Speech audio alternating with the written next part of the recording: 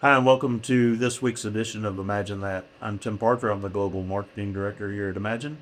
I'm Rick Ricart, owner of Imagine Tours and Travel. And today we're going to be speaking with Dr. Don Dodge, and he's going to be having a conversation with us about fam tours. Familiarization tours are a opportunity for a pastor to be able to travel to a destination, to be able to experience that destination, and to be able to come back and plan his own tour to lead his group back over. Hey everyone, we're here with a good friend, Pastor Don Dodge, chatting with him today. Don, would you just take a few minutes to introduce yourself? Hey, good morning, guys. Don Dodge. I am a pastor in Avalon Church here in Orlando. Been here for about 8 years, but I've been traveling with you guys with Imagine since 2004. So, man, 21 years, and taken a bunch of trips to Israel, to Greece, fam trips. So we've traveled with you guys a lot, and so really Don, excited to we be here. can, yeah, we can see that in mine and your hair, the 24 years. But Rick, wow, Well, It's because I colored my hair. At least that's what everybody tells me. So, yeah. Well, see, Rick has traveled enough that he has found the fountain of youth, and he okay. just fountain won't of tell youth. anybody else about it.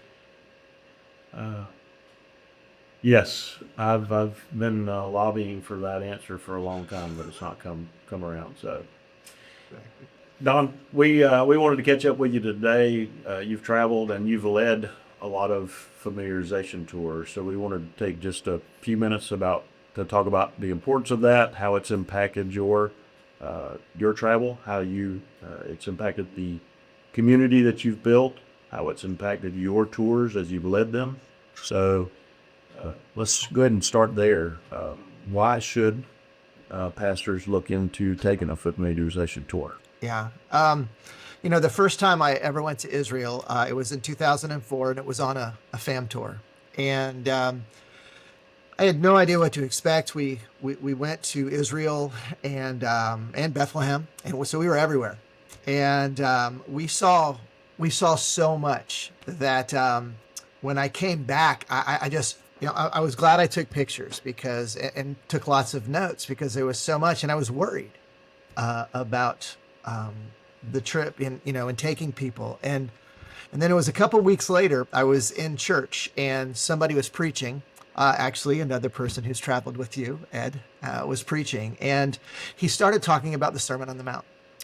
And when I was listening to him preach, I was visualizing being on a boat in Galilee, looking at where the Sermon on the Mount took place. And it dawned on me, I wonder what all the people around me are thinking right now because I'm actually visualizing that moment. And I leaned over to my wife. She didn't go on that first trip with me. And I was like, what are you thinking about right now? And she's like, I don't know. And I just started realizing how nebulous it was if you haven't seen it. And that's when it dawned on me that, and I know we're talking about familiarization tours, but people need to go on these trips because it puts the Bible into a perspective that you actually can see it. It's not just this nebulous stuff, these stories that they're true, but you have absolutely no picture of them in your life. And but I also realized that I would have never gone to Israel with a group had I not first been there myself. That's just my personality. I needed to go. And that first familiarization tour was priced at a place where it wasn't a risk. In fact, it was a crazy, it was such a good deal that I couldn't say no. And that trip was the impetus. It started this process where, we scheduled a tour with our people. And it wasn't me just saying, hey, we're going to Israel.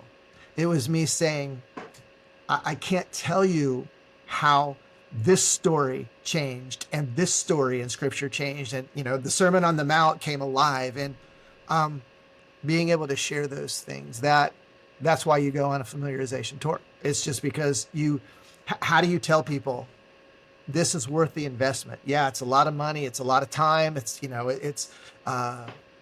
People you got to share about how safe it is in Israel, all these kind of things. I mean, the risk of that and putting the time into that, I don't see how I would have ever done that had I not been myself. And so the familiarization tour was my introduction.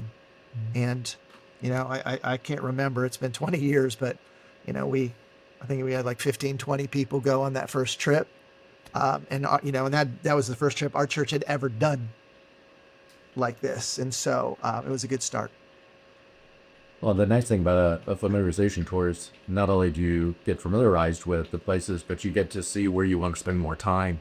There may be places where you're like, I'm glad that I had a chance to see this particular site, but I don't know that this is something that I want to either include in my itinerary or I want to spend a lot of time at, or even vice versa. I know over the years working with you at times, you're like, what if we change things around? I'm so happy I had a chance to experience the familiarization tour and it gave me a taste, but I really want to change things. And even like with your last Greece trip, you were looking at it saying, hey, what if I add an extra day here? Or what if we were to do it overnight? Is there an option to overnight somewhere in between, just to cut down some of the drive times?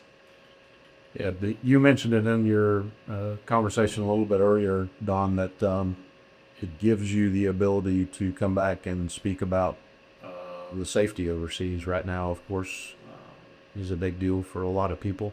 So what are those conversations like with you having been there, been able to have a conversation with someone who says, I'm a little bit fearful about travel? How has that impacted those conversations? Having been there at many times in different political climates. Yeah, I guess the good news is your people know you and my people know me, and they know that I'm not trying to get them to do anything that I wouldn't do. And frankly, we've brought our kids twice with us on a Holy Land tour. And so I think that when we tell people, if we ever felt a little unsafe, we wouldn't go, we wouldn't take our kids. Safety is us returning safely is the number one priority for us as well as for you. Imagine that those conversations, they're usually okay because of the history I have with our church, the history I have going to the Holy Land, but it always comes up. Some people, I understand, they're just, they're nervous but when I share that I've never been over in Israel, even aware of a political issue or any kind of issues, because none of the sites we go to are anywhere near, any kind of conflict. And so, those conversations, they're real, but I would say most of the people we talk to end up feeling pretty comfortable, or at least they tell me that. Because I know that we started the topic on familiarization tours and travel. Can you talk about what the feedback's been for pastors who have traveled with you that you followed up with based on their experience? Yeah, almost every pastor, and we even did that one where we took some professors and some soon-to-be pastors, but I haven't known anybody who came back and said I wouldn't take a group. Like none. Every single person who ever goes with us on a fam tour, and often we have pastors will join us on a regular tour. They join our church or whatever. All of them recognize that between the way you view the Bible, which is discipleship, between the community that happens when you're with your people, or even if they're not your people, they're your people by the time you come back. When you've been traveling for 8, 9 days in the Holy Land, it really unites people. That all of those benefits, they're irreplaceable. You can't do these things, in a normal church environment in the States. And so I would say most of them. I can't think of one actually who ever said, wasn't for me. Yeah, I would imagine that the community that's built with you leading other pastors over there has grown your community a lot bigger than it was. Do you still have conversations with those pastors? Are you still in touch with them? You all Yeah, still? for sure. In fact, been doing this enough that one of the things that I have a privilege of doing is putting together tours that are not always just intended for our church, but and so right now our next Holy Land tour, I have a pastor in California who is, he went to Greece with me, and he wants to do a trip to the Holy Land. And so rather than going just by himself, he's gathering people from his church, and they're going to join our tour next year. And there's a pastor in North Carolina doing the same thing. And so that pastor hasn't been with me on a tour, but the California pastor has. And so have just found, and this isn't a fam tour, it's just a normal tour. They're just bringing their people with them to join us. And I've just found that that's a beautiful way if I'm already on a tour, just inviting other pastors to join us and bring their group, then they don't have to worry about minimum numbers. They can just come. And so it feels low risk for them. But yeah, there seems to be a lot of interest in even return trips. No, that's awesome. You talk about low risk. I mean, just to highlight that a little bit more, the nice thing is by them joining you, it's pretty much a guaranteed departure. So they don't have to worry about any minimums. Right. And I would say as a pastor, originally, that's always the biggest fear. Am I going to waste your time at Imagine? Am I going to waste our time and our people's time and not get enough people? And, and that fear gets alleviated when you get to go with somebody else and like that. And so, and I've often encouraged other pastors say, let's partner together. That way we just don't have the fear. And then often the fear is unwarranted anyway, because a lot of people want to go to the Holy Land. But in the beginning, you don't know that and you're worried. So yeah, definitely helps. You mentioned impactful time for you at Mount of Beatitudes and Sermon on the Mount. Can you think of another place, or maybe a couple of places where you've spent some time and it's just really impacted you and your group? Yeah. I will say, while Jerusalem has a place in my heart, the Galilee is, I could live there. On one of our tours, we stayed in a place right on the Sea of Galilee. And because of jet lag, I woke up that first morning at 3 or 3:30 a.m. and I was sitting there and I didn't know what to do. So I just went out and found a lawn chair on the shore of the Sea of Galilee at 4 a.m, got out my Bible on my phone and just started opening up to the Psalms and opening up, to anything that talked about the Sea of Galilee, and praying and looking at, probably still to this day is one of my favorite moments. Thank you, Lord, for jet lag, just being able to watch the sun rise as, you're seeing the Sea of Galilee, all the cities lit up around it. And, but even the desert, Masada, and walking the streets of Jerusalem, and the tunnels by Temple Mount, and seeing where Jesus was scourged. I mean, those are the kind of places that you're like, you just can't be the same ever.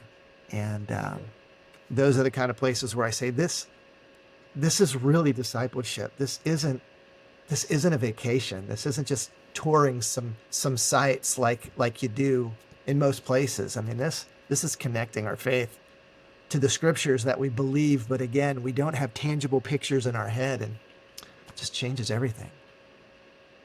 You had touched on you'd had your family travel with you. You had 2 girls. What was the impact on your daughters traveling with you that you've seen even after they returned? Anytime you take kids with you and they're under the adult age initially, you always wonder, what do they get out of it? All right. You maybe elaborate a little bit on that? Absolutely.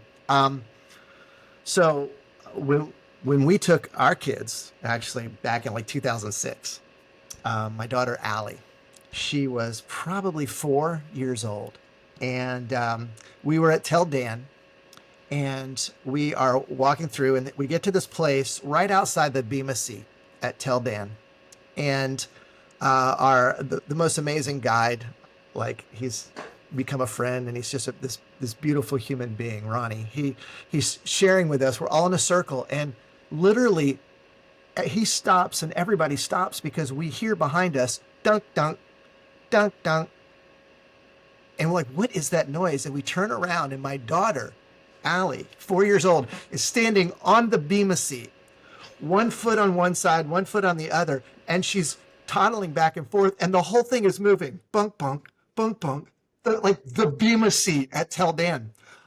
I'm dying inside, and I run over to her to grab her, and the tour guide, Ronnie, he goes, don't worry about her. That thing's been here for 5,000 years. There's no, if a 4-year-old girl can hurt it by standing on it, it probably wouldn't have lasted. Let her be.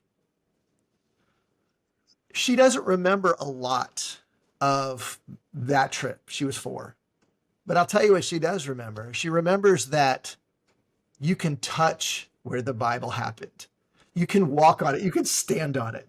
So even without a lot of the pictures, without all that remembering of different sites, she has that experience where, and she remembers that moment because we all were like, ah, but yeah, that it's tactile. It's like you can go and feel the walls and touch and feel the water and get baptized in the Jordan and ride on a boat in the Sea of Galilee. I mean, it's just, I think it's life lessons for young kids. You can touch it, you can be there, you can taste it, you can see it.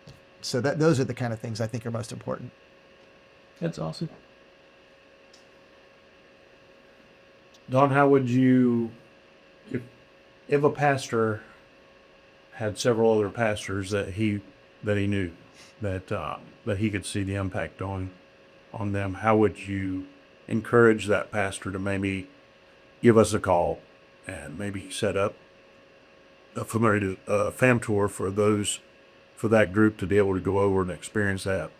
What would be your encouragement on that? Oh, a couple things. One is, leading a fam tour. You are, you're building relationships with these pastors, and so to call you guys, set up a fam tour, and to know that you're going to be able to, to meet with them. And let me just say, I would highly encourage. I've learned through the past experiences that send an email, that never works. You can make a phone call. That doesn't work either. My experience. But when you say, hey, you want to go out to lunch, and you talk and you're just able to share, saying, hey, here's something that we're doing. Would love for you to be a part of that. Especially if you've already contacted. Imagine you have the brochure in hand. That's where it's going to happen. Because as a pastor, I get 20 pieces of spam, 100 pieces of spam, email, mail, whatever a day. Even if it's somebody, now if it's somebody I'm really close to, it's a different story. But the reality is most of the pastors in the area, we're acquaintances, we're friends. We'll do a breakfast together as a group, but they haven't been in my home. And so, but to call you guys to create the package, the program, and then to have that and actually go and invite somebody to lunch and just share with them, I think that's going to be the best way, because they don't know what they don't know. They don't know that this is incredibly impactful for them and for their people. And a flyer is not going to tell them unless they're already hungry for it. It's not going to create the hunger, but a conversation with a fellow pastor who's been, it will. So did I answer your question? Yeah, I think so. You mentioned before the importance of these trips in discipleship.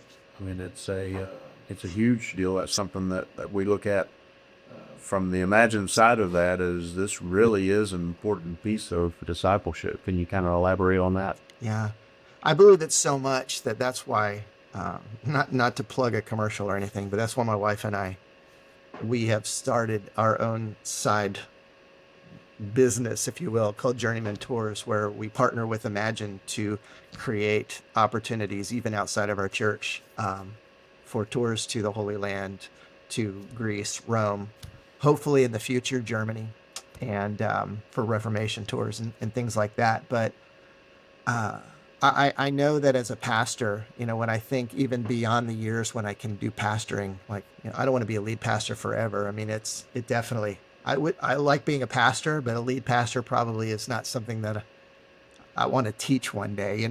Leading an organization is a lot. And so we're thinking even in the future, what would it look like to continue in ministry? Because we believe in discipleship. We believe in leading people to read scripture with wide eyes and seeing clearly. And so that's why we see this as one of the best tools that we have available to us to do that and to continue, in ministry, even if we, later on in our years, we retire from being a pastor. I mean, we'll always be a part of the church, but this is a way of being able to foster discipleship with individuals. And let me tell you, I would say that almost every single tour we've gone on, somebody from the outside of our church has been a part. I'm thinking of several different people over the years who have come, and they weren't church people. They might have grown up in church. But they were familiar with Jesus and with the church, but they probably wouldn't call themselves Christians, but they were very interested in a tour like this. Going on a tour with those people, sitting around, having coffee or dinners together, talking about why this is so meaningful. I mean, not one of those people came back without deep conversations, not just with me, but with other people on the tour about the meaning of the scriptures, the meaning of what Jesus did and what happened in these places. And those emails, I mean, they're not often, but it's definitely, I hear from them and they'll ask me questions, and it begins a conversation. And some of them have found churches in their area because they had an experience like that. So yeah, I mean it's bigger than seeing some sights and even just reading the Bible differently. I mean it changes people's That's trajectories. incredible. Yeah, It's incredible. That's why we love what we do. I mean, for that very reason. agree. And I mean, Don, if someone wanted to get in touch with you and find out more about Journeyman or talk to you about discipleship pieces of these trips, how would they get in touch with you? the best way is probably email, Don, D-O-N, at avalonchurch.org. It's one word. That's probably one of the better ways. I will say this, that one of the things that I have found is most meaningful as a leader of these tours, a host of these tours, is that as a pastor, you have opportunities to bring the scriptures into conversations that, the tour guides will share the history, they'll share the culture, they'll bring in scripture as well, but like the meaningful parts, the devotional parts, the spiritual, like, moments with the Lord and with each other, those are areas that I try to focus on, and that's probably my biggest contribution when we're, touring any place. And so those are the kind of things that if any pastors have questions about, I would love to talk to them, because to me that's what makes a tour different than just a visiting sites. When you encounter the Lord, you encounter the Lord together. Those are the moments that you'll never forget. Kind of like me on the Sea of Galilee that morning, trying to create those moments. That's the good stuff. So I would love to talk to people, and if anybody is a little nervous about going because they're worried about getting the minimums, we would love to have them join us. That's just kind of what we do.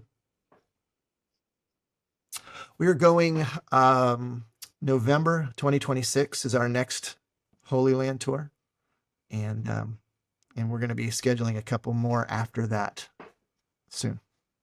Well, Don, we appreciate you taking time with us this morning. Always good to catch up with you, but love hearing your heart on how these tours have impacted you, your family, and your church, and beyond, with pastors that have traveled with you. So we just really appreciate you taking time with us this morning and sharing. It was an honor. Thank you, gentlemen. I appreciate it.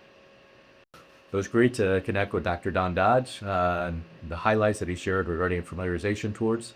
And also, if you're not a pastor and you're watching this, and let's say your church hasn't done a trip before, or your pastor's never been, please feel free to not only share this with your pastor, but also feel free to get in contact with us. Thanks for joining us. If you are looking to receive any information from Imagine, you can contact us. Email us at sales@ittworld.com or info@ittworld.com. You also could give us a call at 863-709-8255. 9208. If you're a pastor looking to join a fam tour, we will have a link in the description below that you can click on and be able to see what we have available.